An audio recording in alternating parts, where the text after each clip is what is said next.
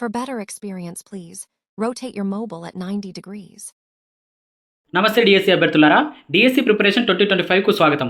Super fast revision class start చేయడానికంటే ముందుగా మీరు మన ఛానల్కి ఫస్ట్ టైం వచ్చినట్టయితే కనుక ఖచ్చితంగా సబ్స్క్రైబ్ చేసుకుని వీడియోను కంటిన్యూ చేయండి. ఎందుకంటే మన ఛానల్ ద్వారా ఏపీ డిఎస్సి ఎస్జిటికి సంబంధించినటువంటి అన్ని మెథడ్స్ మరియు కంటెంట్కి సంబంధించిన షార్ట్ రివిజన్ నోట్స్ను పీడిఎఫ్ రూపంలో అతి తక్కువ ధరకే అందిస్తున్నాం. ఇప్పటికే 6 మెథడ్స్ మరియు సోషల్ సైన్స్ కంటెంట్, విద్యా దృక్పథాలు, సైకాలజీ, ఎస్జిటి వాళ్లకు రెడీగా ఉంది. మొత్తం 10 సబ్జెక్టులు కలిపి ఒక్కొక్క సబ్జెక్టు 20 నుంచి 25 పేజీల్లో పూర్తయ్యేటట్టుగా తయారు చేశాం. మొత్తం 10 సబ్జెక్టులు కలిపి 125 పేపర్లు మాత్రమే ఉన్నాయి. ఈ పీడిఎఫ్ల ఖరీదు కూడా చాలా తక్కువ, అంటే 250కి అందుబాటులో ఉంది. అంటే ఒక్కొక్క సబ్జెక్టు 25 రూపాయలు మాత్రమే ఉన్నట్టు లెక్క. అతి తక్కువ పేజీల్లో నోట్స్ ప్రిపేర్ చేయడం వల్ల వీటి ద్వారా మీరు చాలా ఫాస్ట్గా రివిజన్ కంప్లీట్ చేయవచ్చు. రోజుకు 25 పేపర్లు కంప్లీట్ చేసినా కూడా 5 రోజుల్లో మొత్తం 10 సబ్జెక్టులను రివిజన్ చేయవచ్చు. షార్ట్ నోట్స్ పీడిఎఫ్లు ఎలా ఉంటాయి అని తెలుసుకోవాలనుకుంటే మన ఛానల్లో చాలా వీడియోస్ ఉంటాయి, ఒకసారి చూడండి. ఇంకా మన ఛానల్ ద్వారా ఈ పీడిఎఫ్లను బేస్ చేసుకొని మనం ఇలాంటి సూపర్ ఫాస్ట్ రివిజన్ క్లాసులు ఫ్రీగా ప్రతి సబ్జెక్టు కూడా ప్రతిరోజు జరుగుతూ ఉంటాయి. ఇవి మీకు టైం వేస్ట్ చేయకుండా, మీ ప్లాన్ను డిస్టర్బ్ చేయకుండా, మీరు నిద్రపోయే ముందు కానీ భోజనం చేసే సమయంలో కానీ వినడానికి, రివిజన్ చేసుకోవడానికి అనుకూలంగా ఉంటాయనే ఉద్దేశంతో చేస్తున్నాం. ముఖ్యంగా గృహిణులు, ఉద్యోగస్తులు, ఒంటరిగా ప్రిపేర్ అయ్యే వాళ్ళు, వీళ్ళందరూ కూడా రోజువారీ పనులు చేసుకుంటూ ఈ క్లాసులు వినడం ద్వారా చాలా ఫాస్ట్గా వాళ్ళు రివిజన్ చేయడానికి ఉపయోగకరంగా ఉంటుంది. కాబట్టి ఖచ్చితంగా మన ఛానల్ను సబ్స్క్రైబ్ చేసుకొని ఈ వీడియోను కంటిన్యూ చేయండి. ఇక లేట్ చేయకుండా మనం వీడియోలోకి వెళ్ళిపోదాం.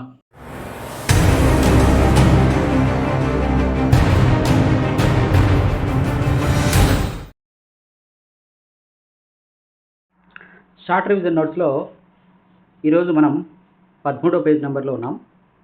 ఈ పేజ్ నెంబర్లో టాపిక్ వచ్చేసి నీరు. సో నీరు గురించి మనం ఇప్పుడు తెలుసుకుందాం. ప్రకృతి ప్రసాదించిన వరమే నీరు. ఇంట్లో నీటిని తాగడానికి, స్నానం చేయడానికి, వంట వండడానికి, బట్టలు ఉతుక్కోవడానికి, మొక్కలు పెంచడానికి, శుభ్రం చేయడానికి, ఇలా ఇండ్లలో చాలా రకాలుగా మనం నీటిని ఉపయోగిస్తాం. ఇంకా బయట ఇతర పనులకు ఎలా ఉపయోగిస్తామంటే నిప్పు లేదా అగ్నిని ఆర్పడానికి, వ్యవసాయానికి, చేపల పెంపకానికి, కట్టడాలు కట్టేటప్పుడు నీటిని పెట్టడానికి కూడా మనం బయట నీటిని ఉపయోగిస్తాం. మార్చి 22న జల దినోత్సవం జరుపుకుంటాం. మహాసముద్రాలు, నదులు, సరస్సులు, ప్రవాహాలు, చెరువులు, చెలములు నీరు దొరికే సహజమైన వనరులు. ఆనకట్టలు, గొట్టపు బావులు, బావులు, చేతి పంపులు, కాలువలు మొదలైనవి మానవ నిర్మిత నీటి వనరులు. కానీ చెరువులు సహజ సిద్ధంగా ఏర్పడినవి ఉంటాయి, మరియు మానవ నిర్మితమైనవి కూడా ఉంటాయి. చాలా గ్రామాలలో నీటి వనరులుగా చెరువులు ఉంటాయి. ఇది ప్రధానంగా వ్యవసాయానికి, తాగటానికి, ఇతర అవసరాలకు వినియోగించబడుతుంది. నదులలో నీరు నిల్వ చేయడానికి ఆనకట్టలు మరియు జలాశయాలు నిర్మిస్తారు. అయితే మనం మొదట చెరువుల గురించి తెలుసుకుంటాం, తర్వాత నదుల గురించి తెలుసుకుంటాం. చిత్తూరు జిల్లా పుంగనూరు మండలంలోని నీటిగుంటపల్లి దగ్గర ఎతలవంక చెరువు ఉంది. ఈ చెరువును ఆ గ్రామస్తులే నిర్మించారు. అంతకుముందు ఇది ఒక చిన్న కొలను. వర్షాకాలంలో వర్షం ద్వారా ఆ చెరువులో నీరు నిల్వ ఉంటుంది. దాని ద్వారానే ఆ ప్రాంతంలో సాగు, తర్వాత పశువులకు కూడా తాగునీరుగా ఉపయోగపడుతుంది. ఇది వాళ్ళకి పవిత్రమైనది. చెరువు తవ్వక ముందు ఆ ఊరిలో భూగర్భ నీటి మట్టం చాలా కిందకి ఉండేది. వేసవిలో అన్ని బోర్లు ఎండిపోయేవి. ఆ తర్వాత చెరువు నిర్మాణం తర్వాత భూగర్భ నీటి మట్టం పెరిగి బావులు, బోరుబావుల్లో నీరు పెరిగింది. రైతులు బోరుబావుల నుంచి వచ్చిన నీటిని ఉపయోగించి పంటలు పండిస్తారు. నీటి చెరువు నిర్మాణం అనేది ఒక సమిష్టి కార్యక్రమం. మొదటగా గ్రామస్తులు వరద నీటి వనరును, చెరువు నిర్మాణానికి కావలసినటువంటి స్థలమును గుర్తిస్తారు. వారు చెరువును తవ్వి దానికి మట్టితో గట్లు నిర్మిస్తారు. రాళ్లతో నిర్మించిన గట్లు నీటిని నిల్వ చేయడానికి ఉపయోగిస్తారు. చెరువుకు నీరు ప్రవహించే ప్రాంతాల నుంచి కాలువలను తవ్వుతారు. గట్టు నుంచి బయటకు నీరు వదిలే దారులు రెండు వైపులా ఉండాలి. కొన్ని చెరువులు కాలువలతో అనుసంధానం చేయబడి ఉంటాయి. వర్షాకాలంలో నీరు ఒక చెరువు నుంచి మరొక చెరువుకు ప్రవహిస్తుంది ఈ అనుసంధానం వల్ల. అదేవిధంగా దీనికి ఒక ఎగ్జాంపుల్ ఏంటి అంటే శ్రీ సత్యసాయి జిల్లాలోని బుక్కపట్నం మరియు ధర్మవరంలోని ధర్మవరం చెరువులు ఈ రకానికి చెందినవి. అంటే ఇవి ఒకదానికొకటి కనెక్ట్ అయి ఉంటాయి కాలువల ద్వారా. అదేవిధంగా నదుల నీటితో చెరువులను నింపడానికి కూడా కాలువలు తవ్వుతూ ఉంటారు. ఇటువంటి చెరువులు కృష్ణా, ఉభయ గోదావరి జిల్లాలలో ఉన్నాయి. సీతంపేట కొండ ప్రాంతం. నీటిని అడవిలో జలపాతాలు, సెలయర్ల నుంచి తెచ్చుకుంటారు అక్కడ. తర్వాత అనంతపురం జిల్లా నీటి ఎద్దడి ఎదుర్కొనే ప్రాంతం కాబట్టి నీటిని తెచ్చుకోవడం ఒక సవాల్. అయితే ఆధునిక కాలంలో నీటి అవసరాలకి తగ్గట్టుగా అన్ని చోట్ల ప్రభుత్వం ఏర్పాట్లు చేసింది. భూభాగం 4 వంతుల్లో 3 భాగాలు నీటితో నిండి ఉంది. కానీ మనకు లభించే నీటి వనరుల నుంచి నేరుగా మనం నీటిని తాగలేము. అవి సురక్షితంగా కూడా ఉండవు.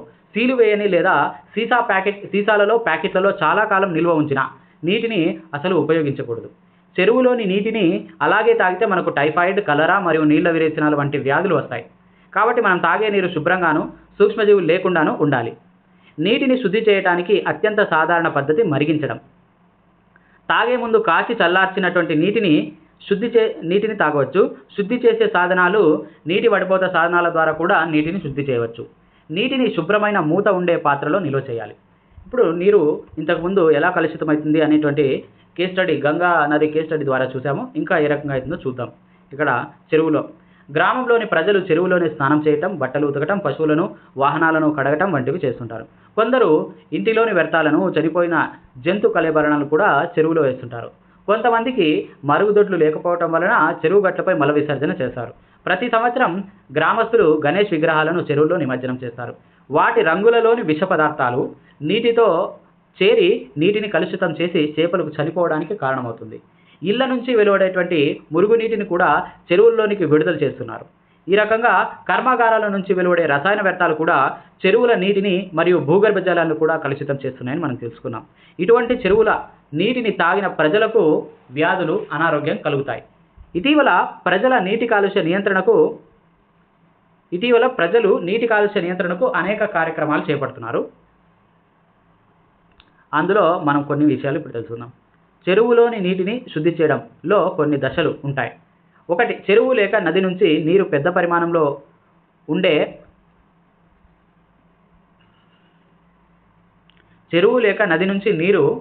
పరిమాణంలో ఉండేటువంటి పేర్చే తొట్టెలోకి నింపబడుతుంది. నీటిలోని ఇసుక రేణువులు అలా నింపబడినప్పుడు కిందకు చేరుతాయి. ఆకులు, చిన్న కొమ్మలు వంటివి కూడా పైన తొలగించబడతాయి. తర్వాత 2వ దశలో ఇక్కడ నీరు వడపోత తొట్టెలోనికి పంపబడుతుంది. అక్కడ వడపోత జరుగుతుంది. అక్కడ చిన్న చిన్న వ్యర్థాలు కూడా తొలగించబడతాయి. వడపోయబడినటువంటి నీరు క్లోరినేషన్ తొట్టెలోకి పంపబడుతుంది. అక్కడ నీటిని బ్లీచింగ్ పొడి చేర్చబడుతుంది. దీన్నే క్లోరినేషన్ అంటాం. నీటిలో సూక్ష్మజీవులను చంపడానికి ఇది ఉపయోగపడుతుంది. తర్వాత క్లోరినేషన్ చేయబడిన నీరు పెద్దగా ఉండేటువంటి ఓవర్ హెడ్ ట్యాంకులకు పంప్ చేయబడుతుంది.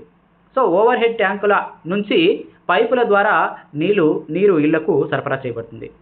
ఈ రకంగా చెరువులో లేదా నదిలో నీరు శుభ్రం చేయబడి మన ఇంటి వరకు వస్తుందన్నమాట. గ్రామ పంచాయతీ వారు గ్రామీణ ప్రాంత ప్రజలకు స్వచ్ఛమైన తాగునీటిని అందించే బాధ్యతను తీసుకుంటారు గ్రామ పంచాయతీ వారు. తర్వాత గ్రామీణ నీటి పథకాలలో భాగంగా ఓవర్ హెడ్ ట్యాంకులను నిర్మిస్తారు. తర్వాత శుద్ధి చేసినటువంటి సురక్షితమైన మంచి నీటిని గ్రామీణ నీటి సరఫరా పథకం ద్వారా ఇంటింటికి అందిస్తారు. ప్రస్తుతం మన ఆంధ్రప్రదేశ్ ప్రభుత్వం వారు నీటి గంటను పరిచయం చేశారు. ఇది రోజుకు 3 సార్లు మోగుతుంది. ఉదయం 10 గంటలకు, 11 గంటలకు, 12 గంటలకు. దీని ఉద్దేశం విద్యార్థులకు తగినంత నీరు తాగేలా చేయటం మాత్రమే. తద్వారా విద్యార్థులు నిర్జలీకరణకు గురి కాకుండా చూడటం, ఆరోగ్యంగా ఉండటం జరుగుతుంది. నీరు తాగడానికి వాడే బాటిల్ లేదా పాత్రలు ఎక్కువ రోజులు కడగకుండా ఉంటే వాటిలో రోగక్రిములు వృద్ధి చెందవచ్చు. కాబట్టి వాటిని ఉప్పు, తర్వాత కొన్ని వేడి నీళ్లు పోసి బ్రష్తో శుభ్రం చేయాలి. నీటిని ఆదా చేయడానికి ఏం చేయాలంటే, తాగడానికి చిన్న గ్లాసు వాడాలి.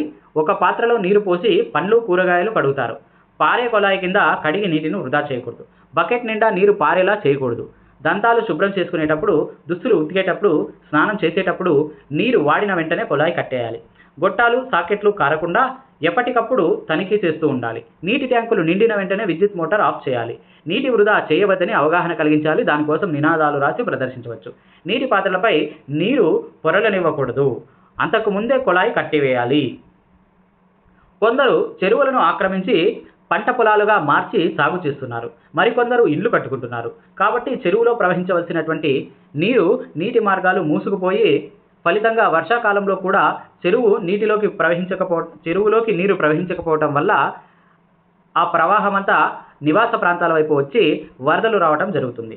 నీటి ఎద్దడి సమస్య కూడా కొన్ని చోట్ల ఉంది. కొన్నిసార్లు చెరువుల్లో గుర్రపు డెక్క మొక్కలు, శైవలాలు పెరుగుతాయి. వాటి వల్ల చెరువు కలుషితమై అందులోని జీవులకు ఆక్సిజన్ అందక చనిపోతాయి. కాబట్టి చెరువులు కలుషితం కాకుండా రక్షించుకోవాల్సిన బాధ్యత మనదే. రైతులతో నీటి వినియోగదారుల సంఘాలు ఏర్పాటు చేసి వారికి చెరువుల నిర్వహణ బాధ్యతను ప్రభుత్వం ఇచ్చింది. వారు కాలువలు, చెరువుల నుంచి మొక్కలను, పూడికలను తీయించి పరిశుభ్రంగా ఉంచుతారు. చెరువులోని మట్టి నిక్షేపాలను పొలంలో వేస్తారు. దీంతో చెరువులో నీటి మట్టం కూడా పెరుగుతుంది. తర్వాత వర్షపు బిందువు ప్రయాణం. సూర్యరశ్మి వలన నీరు ఆవిరిగా మారే ప్రక్రియను బాష్పీభవనం అంటారు. సాధారణంగా కొలనులు, చెరువులు, నదులు, సముద్రంలోని నీరు గాలిలోకి బాష్పీభవనం చెందుతుంది. అవి ఘనీభవనం చెంది మేఘాలుగా మారుతాయి. మేఘాలు చల్లగాలి వలన చల్లబడి చిన్న బిందువులుగా మారుతాయి. దీనినే ఘనీభవనం అంటారు. నీటి చుక్కలు మేఘాల నుంచి కిందికి రావడాన్ని వర్షం అంటారు. నీరు భూమి ఉపరితలం నుంచి బాష్పీభవనం చెంది మేఘాలుగా ఏర్పడతాయి. మేఘాలు చల్లబడి భూమిపై వర్షం రూపంలో చేరుకుంటాయి. ఈ నిరంతర ప్రక్రియనే నీటి చక్రం లేదా జలచక్రం అంటారు. నీటికి పదార్థాలను కరిగించుకునే గుణం ఉంటుంది. ఆనకట్ట. ఇంతకుముందు మనం చెరువుల గురించి చదువుకున్నాం. ఇప్పుడు నదులకు సంబంధించి ఆనకట్ట చూసుకుంటే, జలాశయాలలో నీటి మట్టం పెంచడానికి నదీ వాలుకి అడ్డంగా నీటిని నిల్వ చేయుటకు నిర్మించబడినటువంటి అడ్డుకట్టను ఆనకట్ట అంటారు. సాధారణంగా నది నీటిని నిల్వ చేయడానికి నదుల మీదుగా ఆనకట్టలు నిర్మిస్తారు. తాగడానికి, నీటి పారుదలకు, విద్యుత్ ఉత్పత్తికి మొదలైన వాటికి నీటిని ఉపయోగిస్తారు. ఆనకట్టల వలన ఆర్థిక, పర్యావరణ, సామాజిక ఫలితాలు ఉన్నాయి. వరదల నియంత్రణ, నీటి సరఫరా, జల విద్యుత్, వ్యర్థాల నిర్వహణ, నదుల దిక్సూచి, అనేక జంతువులకు ఆవాసంగా కూడా ఈ ఆనకట్టలు ఉన్నాయి. జల విహారం, ఈత కొట్టడం మొదలైనటువంటి వినోద కార్యక్రమాలకు కూడా ఆలవాలంగా ఉన్నాయి. తర్వాత మన రాష్ట్రంలో కృష్ణా, గోదావరి ప్రధాన నదులు. ఈ నదులపై కొన్ని పెద్ద, మధ్య తరహా, చిన్న ప్రాజెక్టులు నిర్మించారు. మన రాష్ట్రంలో గోదావరి, కృష్ణా, వంశధార, నాగావళి, పెన్నా నదులు ముఖ్యమైనవి. పులిచింతల, తెలుగుగంగ, తోటపల్లి బ్యారేజ్, కండలేరు జలాశయం, వెలిగొండ మొదలైనటువంటి జలాశయాలు ఈ నదులు కలిగి ఉన్నాయి. ఇవన్నీ తాగునీటికి, వ్యవసాయానికి ఉపయోగపడుతున్నాయి. కృష్ణా నదిపై నిర్మించినటువంటి నాగార్జున సాగర్, శ్రీశైలం ఆనకట్ట బహుళార్థ సాధక నిర్మాణాలు. Sir Arthur cotton barrage Godavari నదిపై ధవళేశ్వరం వద్ద నిర్మించబడింది. అయితే ధవళేశ్వరం ఆనకట్ట అనేది sir Arthur Thomas cotton British దేశానికి చెందినటువంటి నీటిపారుదల శాఖ ఇంజనీరు దీన్ని నిర్మించాడు. గోదావరి నదిపై తూర్పుగోదావరి జిల్లా ధవళేశ్వరం, పశ్చిమ గోదావరి జిల్లా విజయేశ్వరం మధ్యలో ధవళేశ్వరం ఆనకట్టను నిర్మించారు. కృష్ణానది గురించి మనం ఇప్పుడు తెలుసుకుందాం. భారతదేశంలో పొడవైన నదుల్లో కృష్ణానది ఒకటి. పొడవైన నదులలో 4వ స్థానం ఇది ఆక్రమించింది. మహారాష్ట్ర పశ్చిమ కనుమల్లో మహాబలేశ్వరం దగ్గర దీని జన్మస్థలం ఉంది. కృష్ణానది పొడవు సుమారు 1400 కిలోమీటర్లు. దీనిని కృష్ణవేణి అని కూడా అంటారు. మహారాష్ట్ర, కర్ణాటక, తెలంగాణ, ఆంధ్రప్రదేశ్ రాష్ట్రాలలో నీటిపారుదలకు ప్రధాన వనరులలో ఇది ఒకటి. మన రాష్ట్రంలో కర్నూలు, నంద్యాల, పల్నాడు, గుంటూరు, బాపట్ల, ఎన్టీఆర్, కృష్ణా జిల్లాల గుండా ఈ నది ప్రవహిస్తుంది. భీమా, గాయత్రి, ఘటప్రభ, కోయన, మలప్రభ, మున్నేరు, నిరా, పాలెం, పంచగంగ, తుంగభద్ర, వేమన, వైరా నదులు కృష్ణానదికి ఉపనదులు. అయితే ప్రధాన ఉపనది తుంగభద్ర. తెలంగాణ, ఆంధ్రప్రదేశ్ రాష్ట్రాలను పాక్షికంగా వేరు చేస్తూ చివరిగా కృష్ణా జిల్లా హంసల దీవి వద్ద బంగాళాఖాతంలో ఇది కలుస్తుంది. కృష్ణానది మీద నిర్మించినటువంటి నాగార్జున సాగర్ ఆనకట్ట తీసుకుంటే ఇది కూడా బహుళార్థక సాధక ప్రాజెక్టు. ఇది 1967లో కృష్ణానదిపై నిర్మించబడింది. ఆంధ్రప్రదేశ్ రాష్ట్రంలోని పల్నాడు జిల్లా నాగార్జునకొండ, తర్వాత తెలంగాణ రాష్ట్రంలోని నల్గొండ జిల్లా మధ్య ఇది నిర్మించబడింది. ఈ ఆనకట్టుకు 2 కాలువలు ఉన్నాయి. కుడివైపు కాలువ జవహర్లాల్ కాలువ, ఎడమ వైపున ఉన్నటువంటి కాలువ లాల్ బహదూర్ కాలువ. తర్వాత ప్రకాశం బ్యారేజ్ తీసుకుంటే ఎన్టీఆర్ జిల్లాలో విజయవాడలో కృష్ణానదిపై ప్రకాశం బ్యారేజ్ ఉంది. దీని పొడవు 1.2 కిలోమీటర్లు. ఎన్టీఆర్, గుంటూరు జిల్లాల మధ్య ఇది విస్తరించి ఉంది. 1957లో ఆంధ్ర రాష్ట్రం మొట్టమొదటి ముఖ్యమంత్రి శ్రీ టంగుటూరి ప్రకాశం పంతులు ప్రారంభించారు. అందుకే ఈ బ్యారేజ్కి ఈయన పేరు పెట్టడం జరిగింది. కర్నూలు, నంద్యాల, పల్నాడు, గుంటూరు, బాపట్ల, ఎన్టీఆర్, ప్రకాశం, గుంటూరు, కృష్ణా జిల్లాల గుండా కృష్ణానది ప్రవహిస్తుంది. అయితే బాపట్ల అనేది ఉందా లేదో ఒకసారి చూడండి. కృష్ణానది ఒడ్డున మహాబలేశ్వరం, అలంపూర్, జోగులాంబ, విజయవాడ, కనకదుర్గ, అమరావతి, అమరేశ్వరం మొదలైనటువంటి పవిత్ర స్థలాలు కూడా ఉన్నాయి.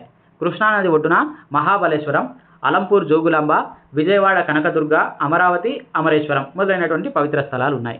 కృష్ణానది ఒడ్డున మహారాష్ట్రలో సంగలి, కరడ నగరాలు, ఆంధ్రప్రదేశ్లో విజయవాడ నగరాలు ఉన్నాయి.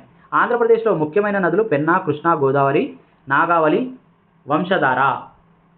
పెన్నా నది ఆంధ్రప్రదేశ్లో అనంతపురం, కర్నూలు, వైఎస్ఆర్ జిల్లా, కడప, తర్వాత నెల్లూరు జిల్లా గుండా ప్రవహిస్తుంది. ఈ నది కర్ణాటక రాష్ట్రంలో నందికొండలో పుట్టి ఆంధ్రప్రదేశ్లో ప్రవహిస్తూ నెల్లూరు జిల్లాలో బంగాళాఖాతంలో కలుస్తుంది. తుంగభద్ర. తుంగభద్ర అనేది పశ్చిమ కనుమల్లోని దక్షిణ కర్ణాటక మైసూరు జిల్లాల సరిహద్దున ఉన్నటువంటి వరాహ పర్వతాల్లో పుట్టి కర్ణాటక రాష్ట్రం ద్వారా పయనించి కర్నూలు జిల్లాలో సంగం లేదా సంగమేశ్వరం వద్ద కృష్ణానదిలో కలుస్తుంది. తూర్పు కనుమల్లో పుట్టి బంగాళాఖాతంలో కలిసే నదుల్లో వంశధార పెద్దది. ఒడిశాలోని జయపూర్ కొండల్లో పుట్టి సుమారు 96 కిలోమీటర్లు ప్రవహించి పాతపట్నం వద్ద శ్రీకాకుళం జిల్లాలో ప్రవేశిస్తుంది. శ్రీకాకుళం జిల్లాలో 130 కిలోమీటర్ల దూరం ప్రవహించి చివరకు కళింగపట్నం వద్ద బంగాళాఖాతంలో కలుస్తుంది. ఇది నాగావళికి మరొక పేరు లాంగుల్యా నది. ఈ నది ఒడిశాలోని రాయగఢ్ కొండల్లో జన్మించి ఆ రాష్ట్రం మీదుగా ప్రవహించి శ్రీకాకుళంలోని మోపస్ బందర్ వద్ద బంగాళాఖాతంలో కలుస్తుంది. నదులు చేపలు పట్టే వారికి జీవనాధారం. కృష్ణానది పరివాహక ప్రాంతంలో చేపలు పట్టేవారు పడవల్లో వెళ్లి వలలు ఉపయోగించి రకరకాల చేపలు, పీతలు, రొయ్యలు పడతారు. వాటిని స్థానిక మార్కెట్లో అమ్ముతారు. కృష్ణానదిలో చేపలు పట్టేవారికి జీవనాధారం మాత్రమే కాకుండా పర్యాటక ప్రదేశంగా కూడా ఉపయోగపడుతుంది. చాలామంది వినోదం కోసం నాగార్జున సాగర్ ఆనకట్ట నుంచి నాగార్జున కొండ వరకు పడవలపై ప్రయాణం చేస్తారు. ఏపీ టూరిజం శ్రీశైలం వద్ద కృష్ణానది నిలువ జలాల్లో బోట్ రైడింగ్ సౌకర్యం కలదు. విజయవాడలోని భవానీ ద్వీపం కూడా ఒక పర్యాటక ప్రదేశం. నదులు విషాదగాథ చూసుకుంటే కృష్ణానది నీరు లభ్యతపై వ్యవసాయంతో పాటు అనేక పరిశ్రమలు ఆధారపడుతున్నాయి. కృష్ణానది పరివాహక ప్రాంతంలో అనేక గ్రామాలు మరియు నగరాలు ఉన్నాయి. పరిశ్రమల వ్యర్థాలు, పాల పరిశ్రమలు, వ్యవసాయ వ్యర్థాలు, బొగ్గు విద్యుత్ ఉత్పత్తి కేంద్రం నుంచి వచ్చే వ్యర్థాలన్నీ కృష్ణానదిలో వదలటం వలన నది కాలుష్యానికి గురవుతుంది. గత కాలంలో కృష్ణానదిలో నీటిని నేరుగా తాగేవారు, కానీ ఇప్పుడు నీరు కలుషితం కావడం వలన నేరుగా తాగడానికి ఉపయోగపడటం లేదు. పరిశ్రమల నుంచి వచ్చే రసాయన వ్యర్థాలు, విద్యుత్ కేంద్రం వ్యర్థాలు, తర్వాత కృష్ణానదిలో జీవిస్తున్న చాలా జీవరాశులు నాశనం కావడానికి కారణమవుతున్నాయి. తర్వాత కరువులు, వరదలు. 2009లో కర్నూలు నగరానికి తుంగభద్ర నది వలన వరద వచ్చింది. చాలా ప్రదేశాలు 30 అడుగుల ఎత్తు వరకు వచ్చిన నీటిలో మునిగిపోయాయి. నీటిని పూర్తిగా తొలగించడానికి 3 రోజులు పట్టింది. ఆస్తి నష్టమే కాకుండా ప్రజలు అనేక వ్యాధుల బారిన పడ్డారు. 2019లో మరలా కృష్ణానది పొంగడం వలన కృష్ణా, గుంటూరు జిల్లాలలో అనేక ప్రాంతాలు నీటికి మునిగాయి. అధికంగా కురిసే వానలు, వరదలు ముఖ్య కారణం దీనికి. నదీ పరివాహక ప్రాంతాలను ఆక్రమించడం, తర్వాత కాలువల నిర్మాణం కూడా వరదలకు మరొక కారణంగా చెప్పుకోవచ్చు. నదీ పరివాహక ప్రాంతాలలో అధిక వర్షపాతం వలన వరదలు సంభవిస్తాయి. ఎగ్జాంపుల్ పాముల లంక, తొట్లవల్లూరు మండలం, కృష్ణా జిల్లా వరదలు రావడం కూడా మనం చూసాం. ఆనకట్టలు, జలాశయాలలో నీటి మట్టం పెరిగినప్పుడు గేట్లు ఎత్తివేయడం వలన లోతట్టు ప్రాంతాలు కూడా వరద ముప్పుకు గురవుతాయి. చాలా తక్కువ లేదా వర్షం పడకపోవడం వలన కరువులు సంభవిస్తాయి. వర్షపాతం అతి తక్కువ ఉన్న ప్రాంతాలలో కరువులు సంభవిస్తాయి. ఎగ్జాంపుల్ అనంతపురం. నెక్స్ట్ మురుగునీటి కథ. మురుగునీటి కథ. సింక్లు, షవర్లు, టాయిలెట్లు, లాంటిల నుంచి కాలువల్లోకి వెళ్ళే నురుగుతో కూడినటువంటి నల్లని నీరు నూనెతో కలిపి మురికిగా ఉంటుంది. దీన్ని మురుగునీరు అంటాం. ఇలా ఉపయోగించిన నీటిని వృధా చేయకూడదు. కాలుష్య కారకాలను తొలగించడం వల్ల మళ్ళీ దాన్ని శుభ్రం చేసి మళ్ళీ మనం వాడుకోవచ్చు. 1 బిలియన్ కంటే ఎక్కువ మంది ప్రజలకు సురక్షితమైన మంచినీరు అందుబాటులో లేదని నివేదికలు తెలుపుతున్నాయి. ఇది అంటే మన ప్రపంచ జనాభాలో 25% మందికి సురక్షితమైనటువంటి తాగునీరు అందుబాటులో లేదని మనం ఇంతకుముందు చదువుకున్నాం. అదేవిధంగా 1 బిలియన్ కంటే ఎక్కువ మంది ప్రజలకు సురక్షితమైన మంచినీరు అందుబాటులో లేదని నివేదికలు చెబుతున్నాయని ఇది ఇక్కడ ఇంకోసారి వచ్చింది. సో ఈ రకంగా ఎక్కువ మందికి సురక్షితమైన తాగునీరు అందుబాటులో లేకపోవడం వల్ల వారు ఏది పడితే అది నీరు తాగడం వల్ల అక్కడ నీటి సంబంధిత వ్యాధులు ఎక్కువగా తీవ్రమైన నష్టాన్ని కలుగజేస్తున్నాయి అన్నమాట. ఆ రకంగా మరణాలకు కూడా అది కారణమవుతుంది. శుభ్రమైన నీటిని సేకరించేందుకు ప్రజలు, పిల్లలు కూడా అనేక కిలోమీటర్లు నడుస్తారు. ఇది మానవ గౌరవానికి సంబంధించిన తీవ్రమైన విషయం. పెరుగుతున్న మంచినీటి కొరతకు గల కారణము జనాభా పెరుగుదల, కాలుష్యం, పారిశ్రామిక అభివృద్ధి, సరైన నీటి నిర్వహణ చేయకపోవడం మరియు ఇతర కారణాలు కూడా ఉన్నాయి. ఈ పరిస్థితి యొక్క ఆవశ్యకతను గ్రహించి ప్రపంచ జల దినోత్సవం మార్చి 22, 2005ను ఐక్యరాజ్య సమితి సాధారణ సభ 2005 నుంచి 15 కాలాన్ని జీవం కోసం జలంపై కార్యాచరణకై అంతర్జాతీయ దశాబ్దంగా ప్రకటించింది. ఈ దశాబ్దంలో చేసిన అన్ని ప్రయత్నాలు సురక్షిత మంచినీటిని పొందలేని వారి సంఖ్యను సగానికి తగ్గించడమే లక్ష్యంగా పెట్టుకున్నాయి. లక్ష్యం దిశలో గుర్తించిన పురోగతి ఉంది, కానీ ఇంకా సాధించాల్సింది చాలా ఉంది. నీటిని శుభ్రపరచడం అనేది నీటి వనరులలోనికి ఆ నీరు ప్రవేశించే, అంటే వృధా నీరు ప్రవేశించే ముందు, మురుగునీరు ప్రవేశించే ముందు లేదా తిరిగి ఉపయోగించబడే ముందు కాలుష్య కారకాలను తొలగించే ప్రక్రియ. ఈ విధంగా వృధా నీటిని శుద్ధి చేసే ప్రక్రియను సాధారణంగా మురుగునీటి శుద్ధి అంటాం. ఈ ప్రక్రియలో అనేక ప్రక్రియలు కూడా ఉంటాయి. అవన్నీ మనం ఒకసారి చూద్దాం.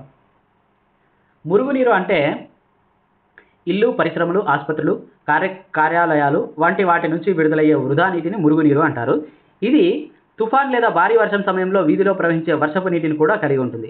రోడ్లు మరియు ఇండ్ల పైకప్పుల నుంచి ప్రవహించే నీరు దానితో పాటు హానికరమైన వ్యర్థాలను తీసుకువస్తుంది. మురుగు ఒక ద్రవ వ్యర్థం. ఇందులో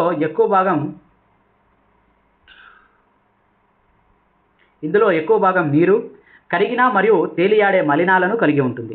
మురుగు అనేది తేలియాడే ఘన పదార్థాలు, కర్బన మరియు అకర్బన కలుషితాలు, పోషకాలు, పుతికాహారులు, వ్యాధికారక బ్యాక్టీరియా మరియు ఇతర సూక్ష్మజీవులను కలిగి ఉన్నటువంటి సంక్లిష్ట మిశ్రమం అని మనకు తెలుసు. మురుగునీటిలో ఇంకా ఏమేమి ఉంటాయని డీటెయిల్గా చూసుకుంటే, ఫస్ట్ కర్బన మలినాలు అంటే మనం సేంద్రియ పదార్థాలని కూడా చెప్పుకోవచ్చు.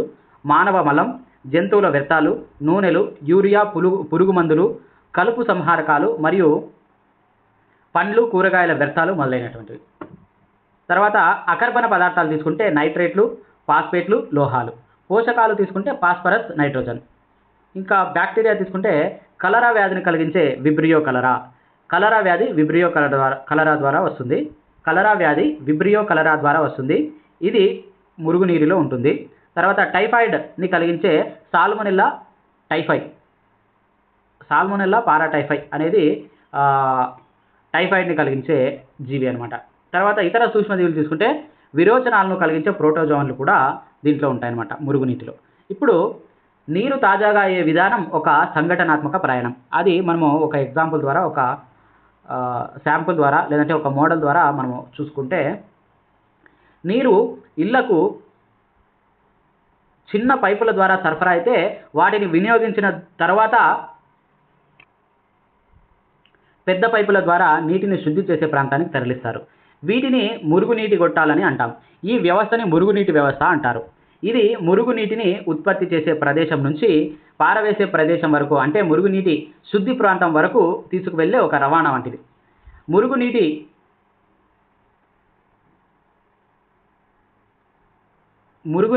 రవాణాలో ప్రతి 50 నుంచి 60 మీటర్ల వరకు 2 లేదా అంతకంటే ఎక్కువ గొట్టాల కనెక్షన్ వద్ద మరియు దిశలో మార్పు వద్ద మ్యాన్ హోల్స్ ఉంటాయన్నమాట. మురుగునీటి వ్యవస్థలో ప్రతి 50 నుంచి 60 మీటర్ల వరకు 2 లేదా అంతకంటే ఎక్కువ గొట్టాల జంక్షన్ వద్ద మరియు దిశలో మార్పు వద్ద మ్యాన్ హోల్స్ ఉంటాయి.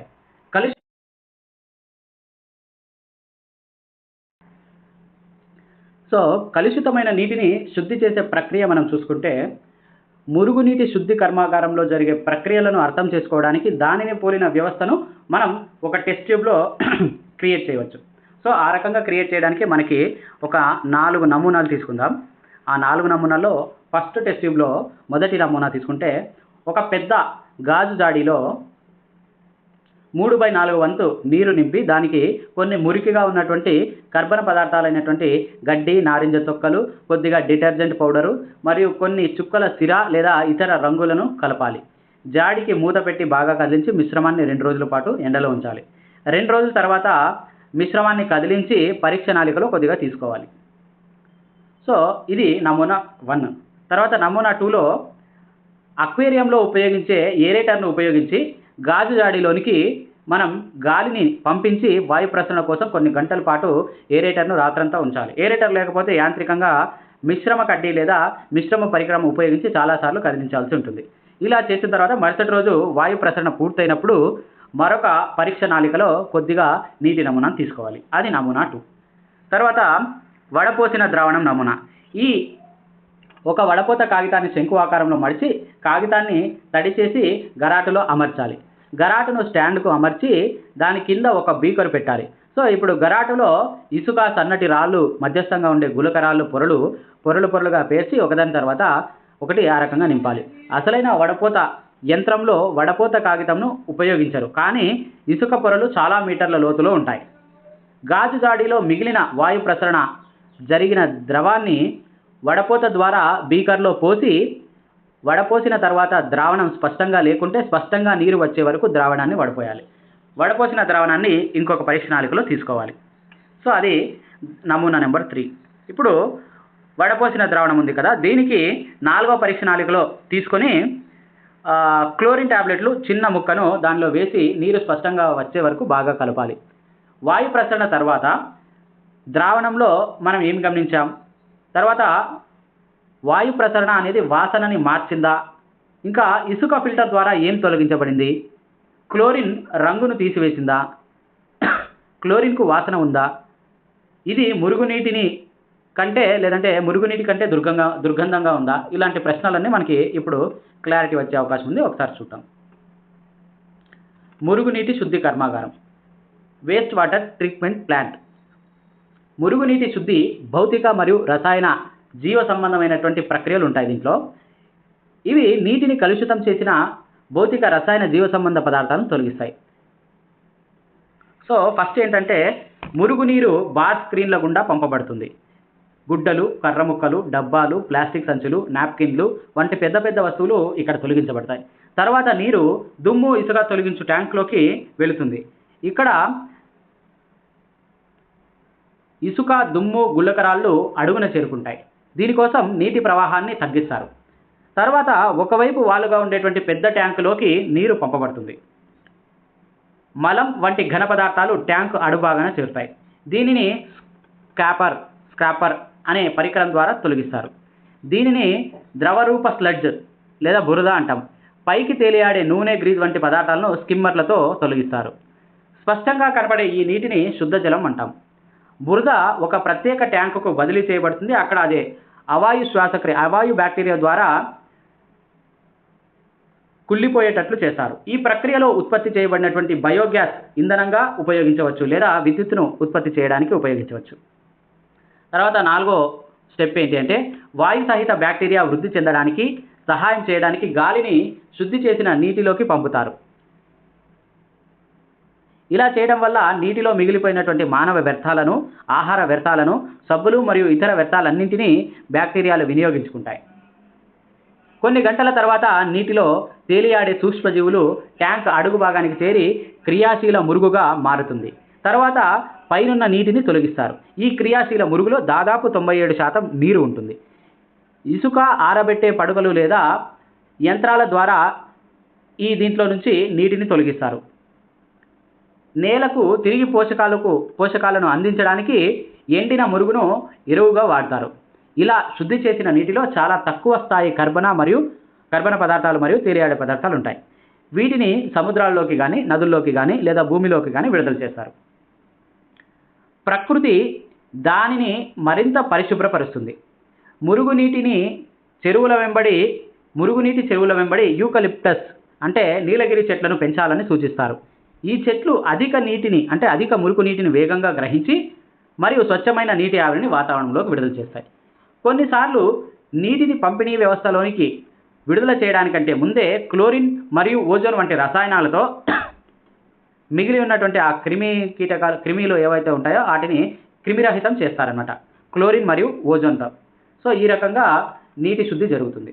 చైతన్యవంతమైనటువంటి పౌరుడిగా మారండి. వ్యర్థాల ఉత్పత్తి అనేది మానవ కార్యకలాపాలలో సహజమైన భాగం. మురుగునీటి వల్ల అనారోగ్యమైన మరియు అపరిశుభ్ర పరిస్థితులు నెలకొంటున్నాయి. ఈగలు, దోమలు మరియు ఇతర కీటకాలు దానిలో సంతాన ఉత్పత్తి చేస్తాయి. మున్సిపాలిటీ లేదా గ్రామ పంచాయతీని మురుగు కాలువలపై మూతలు పెట్టమని పట్టుబట్టవచ్చు. ఎవరి ఇంటి మురుగునైనా మీ పరిసరాలను మురుగుగా మారిస్తే ఇతరుల ఆరోగ్యం పట్ల మరింత శ్రద్ధ వహించాలని వారికి చెప్పాలి. మెరుగైన ఇంటి నిర్వహణ పద్ధతులు చూసుకుంటే ఇంటి నుంచి వ్యర్థాలు మరియు కాలుష్య కారకాలను తగ్గించడానికి లేదా తొలగించడానికి కొన్ని మార్గాల్లో ఇది కూడా ఒకటి. మీరు కాలువల్లో ఏమి విడిచిపెడుతున్నారో ఒకసారి చూడాలి. వంట నూనె మరియు కొవ్వులు కాలువల్లో వేయకూడదు. అవి గట్టిపడి పైపులు మూసివేస్తాయి. తెరిచి ఉన్నటువంటి మురుగు కాలువల్లోకి కొవ్వులు నేల రంధ్రాల్లో మూసుకుపోయేటట్లు చేసి నీటిని వడగట్టడంలో నేల ప్రభావాన్ని తగ్గిస్తాయి. నూనె మరియు కొవ్వులను చెత్తబుట్టలోనే వేయాలి. పెయింట్స్, ద్రావణాలు, తర్వాత పురుగు మందులు, మోటార్ ఆయిల్, మందులు వంటి రసాయనాలను శుద్ధి చేయడంలో సహాయపడే ఇవన్నీ కూడా నీటిని శుద్ధి చేయడంలో సహాయపడే సూక్ష్మజీవులను చంపుతాయి. కాబట్టి వాటిని మురికి కాలువలో వేయకూడదు. వాడిన టీ ఆకులు, ఘన ఆహార వ్యర్థాలు, మృదువైన బొమ్మలు, పత్తి, శానిటరీ టవల్స్ మొదలైనవి చెత్తబుట్టలో వేయాలి. ఈ వ్యర్థాలు కాలువలు నిండేలా చేస్తున్నాయి. ఇవి ఆక్సిజన్ యొక్క సులభమైన ప్రసరణను అనుమతించవు. అందువల్ల వ్యర్థాల క్షీణత ప్రక్రియను ఇది అడ్డుకుంటుంది. 2016 సంవత్సరంలో భారత ప్రభుత్వం స్వచ్ఛ భారత్ అనేటువంటి ఉద్యమంను ప్రారంభించింది. దీని కింద సరైనటువంటి మురుగునీటి పారుదల మరియు ప్రతి ఒక్కరికి మరుగుదొడ్లను అందించడం వంటి అనేక కార్యక్రమాలు ప్రారంభించబడ్డాయి. తర్వాత వర్మీ కాంపోస్ట్ లేదంటే వర్మీ ప్రాసెసింగ్ మరుగుదొడ్లు. వానపాముల ద్వారా మానవ విసర్జనను శుద్ధి చేసే మరుగుదొడ్ల రూపకల్పన భారతదేశంలో పరీక్షించబడింది. మానవ వ్యర్థాలను సురక్షితంగా ప్రాసెస్ చేయడానికి ఇది ఒక ఉత్తమమైన తక్కువ నీటి వినియోగ మరుగుదొడ్లు అని కనుగొనబడింది. మరుగుదొడ్ల యొక్క నిర్వహణ చాలా సులభం మరియు పరిశుభ్రమైనది. మానవ విసర్జితాలు పూర్తిగా మట్టికి అవసరమైన వర్మీ కేకులుగా మార్చబడతాయి. ఇది నేలకు అవసరమైనటువంటి చాలా మంచి వనరు. తర్వాత పారిశుద్ధ్యం మరియు వ్యాధి. మన ప్రజలలో చాలా ఎక్కువ భాగం నదీ తీరాల వద్ద, రైల్వే ట్రాక్లపై, పొలాల దగ్గర బహిరంగంగా మరియు చాలాసార్లు నేరుగా నీటిలో మల విసర్జన చేస్తున్నారు. సరైన శుద్ధి ప్రక్రియ చేయని మానవ విసర్జితం ఆరోగ్యానికి హానికరం. ఇది నీటి కాలుష్యం మరియు నేల కాలుష్యానికి కలిగించవచ్చు. ఉపరితల జలాలు మరియు భూగర్భ జలాలు రెండూ కూడా ఈ రకంగా కలుషితమవుతాయి. బావులు, గొట్టపు బావులు, నీటి బుగ్గలు మరియు అనేక నదులకు భూగర్భ జలం ఒక ప్రధాన వనరు కాబట్టి ఇది నీటి ద్వారా వచ్చే వ్యాధులకు అత్యంత సాధారణ మార్గంగా మారుతుంది. వాటిలో కలరా, టైఫాయిడ్, పోలియో, మెనింజైటిస్, హెపటైటిస్ మరియు విరేచనాలు వంటి వ్యాధులు కలుగజేసేటువంటి కారకాలు కూడా దీనిలో ఉంటాయన్నమాట. మురుగు పారవేసేందుకు ప్రత్యామ్నాయ ఏర్పాట్లు చూసుకుంటే పారిశుద్ధ్యాన్ని మెరుగుపరచడానికి తక్కువ ఖర్చుతో అక్కడికక్కడే మురుగును పారవేసే పద్ధతులు ప్రోత్సహించబడుతున్నాయి. ఉదాహరణకు సెప్టిక్ ట్యాంకులు, రసాయన మరుగుదొడ్లు, కాంపోస్టింగ్ గుంటలు. సెప్టిక్ ట్యాంకులు ఏం చేస్తాయంటే మురుగునీటి వ్యవస్థ లేని ప్రదేశాలకు, ఆసుపత్రుల భవనాలకు లేదా 4 నుంచి 5 గృహాల సమయానికి అనుకూలంగా ఉంటాయి. కొన్ని సంస్థలు అక్కడికక్కడే మానవ వ్యర్థాలను పారవేసే ఆరోగ్యకరమైనటువంటి సాంకేతికతను అందిస్తున్నాయి. ఈ టాయిలెట్లను శుభ్రపరచవలసిన అవసరం లేదు. టాయిలెట్ సీట్ల నుంచి మల విసర్జితాలు మూసివేయబడినటువంటి కాలువల ద్వారా బయోగ్యాస్ ప్లాంట్లోకి ప్రవహిస్తాయి. ఉత్పత్తి చేయబడినటువంటి బయోగ్యాస్ శక్తి వనరుగా ఉపయోగించబడుతుంది. ఇంకా బహిరంగ ప్రదేశాల్లో పారిశుద్ధ్యం గురించి ఆలోచిస్తే పారిశుద్ధ్యం విషయంలో ప్రభుత్వం కొన్ని ప్రమాణాలను నిర్దేశించింది. దురదృష్టవశాత్తు అవి ఖచ్చితంగా అమలు జరగటం లేదు. అయితే మనమందరం బహిరంగ ప్రదేశాల్లో పారిశుద్ధ్య నిర్వహణలో సహకరించాలి. ఎక్కడా చెత్తను వెదజల్లకూడదు. కనుచూపు మేరలో చెత్తబుట్ట కనిపించకపోతే చెత్తను ఇంటిలోకి తీసుకెళ్లి చెత్తబుట్టలో వేయాలి. మన పరిసరాలను పరిశుభ్రంగా మరియు ఆరోగ్యంగా ఉంచడంలో మనందరి పాత్ర ఉంది. మీరు నీటి వనరులను ఆరోగ్యకరమైనటువంటి స్థితిలో నిర్వహించడంలో మీ బాధ్యతను గుర్తించాలి. మంచి పారిశుద్ధ్య పద్ధతులను అవలంబించడం మన జీవన విధానంగా ఉండాలి. మీ వ్యక్తిగత చొరవ గొప్ప మార్పును కలిగిస్తుంది.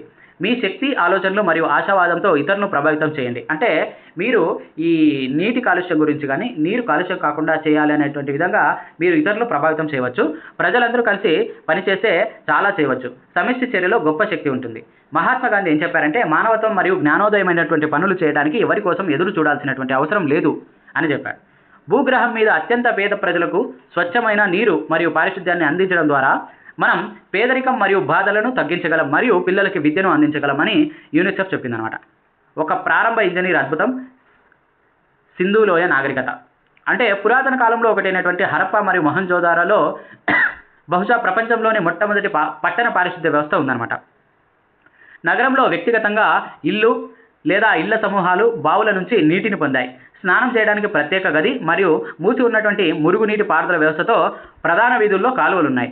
ఇటుకలతో తయారు చేసినటువంటి పురాతన మరుగుదొడ్డి సుమారు 4500 సంవత్సరాల నాటిది ఇక్కడ మనకు కనిపిస్తూ ఉంటుంది. సో ఇదండి మొత్తం నీటి గురించి. అయితే తర్వాత మనము ఇప్పుడు సూక్ష్మజీవులు ఉపయోగకరమైనవి, అపాయకరమైనవి ఈ సూక్ష్మజీవుల గురించి తెలుసుకుంటాం. ఇంకా తర్వాత నెక్స్ట్ కణం యొక్క విధులు, కణాల భాగాలు, ఇంకా తర్వాత చివరి టాపిక్ వచ్చేసి కణజాలాలు. ఇంతటితో బయాలజీ టాపిక్ మొత్తం పూర్తవుతుంది.